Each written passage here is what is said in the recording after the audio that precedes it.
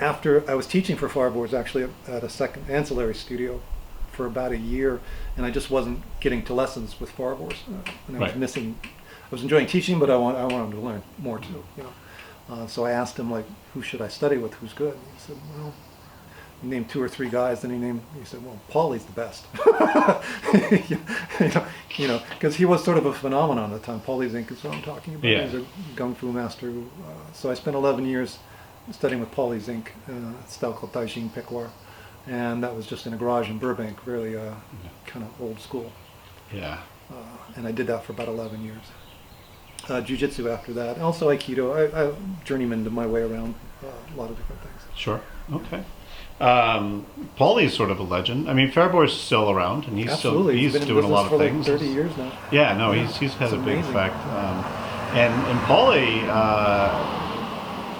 so you've seen Paulie's influence like sort of spread quite a bit, right? Yeah, he's very behind the scenes. He's the guy in the shadows who like created a bunch of stuff, and nobody knows who the crap he is, which is a shame because unless you're in the Kung Fu community and like in the 80s, you probably didn't know he did Kung Fu, Right.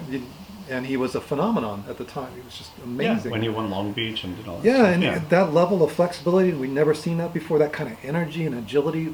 You'd seen wushu guys who could do the acrobatics, but you didn't see traditional martial arts with that level of athleticism. Profoundly different than anybody you'd ever seen. You couldn't be in a room with Paulie without noticing that. Yeah. First time I saw him, it said, there's some line in Apocalypse Now where the crazy photographer meets the Kurtz out in the jungle. Yeah. And he says, he's enlarged my mind. I felt that way when I saw Paulie. It's like, humans can't move like that. Yeah. That's not, and especially men, you can't do that. You can't have that flexibility. You can't have that agility, that power.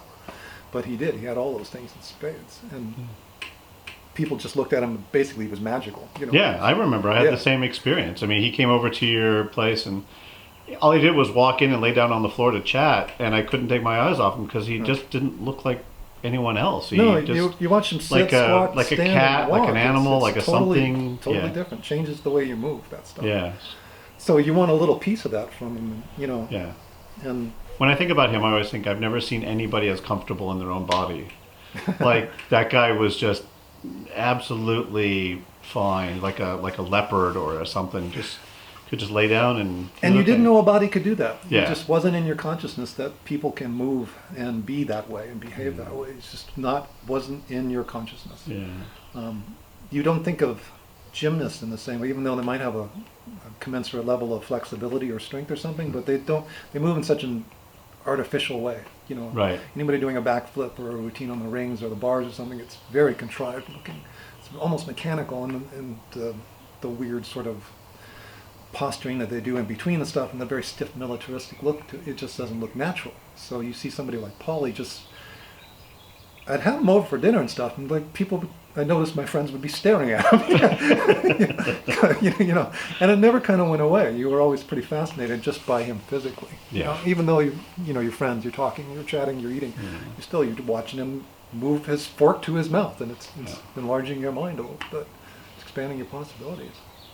And so I think he was really influential in the yoga world. You wouldn't have yin yoga if it wasn't for him. All this stuff about animal movements, people doing bear walks in the gym now and stuff.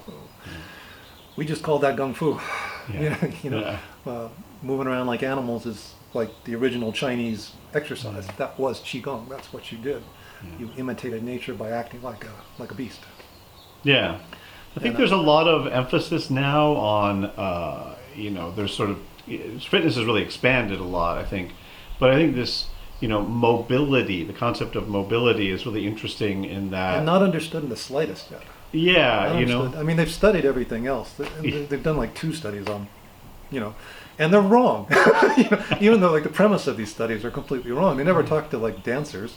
Right. People who move and need that level of flexibility to do what they do. Right. They don't talk with those people. That flexibility for a purpose, right? That we used to talk about. Athletic flexibility. Right. Yeah, it's interesting because I think people want a quick fix. They like things that are short, and in the CrossFit world, maybe that's really popular. It's it's got to be kind of painful and intense, and then that's great, and move on. Right.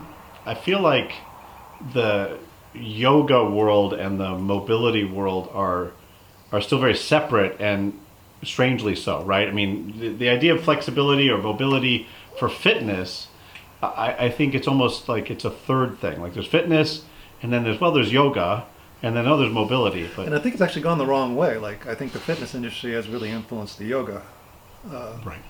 to make it a form of fitness. I mean, we've talked about this. You see yoga buns classes. What is that? Did the naked sadhu under the tree think about how his ass looked like? That wasn't the reason he was doing yoga. So I think it's mostly been co-opted by fitness. You don't even see flexibility in yoga. I would teach a yoga class at a gym, and this happened all the time. Someone would come up to me after class sometimes and say, you're extremely flexible. Wow, how did you do that? How did you get that? Do yoga? We just took the class together. This is how they would ask, no, were you a dancer and do martial, what did you do? How did and so it wasn't even people's consciousness to go do yoga to get flexible. It had been completely co-opted by fitness. The gyms did that to yoga.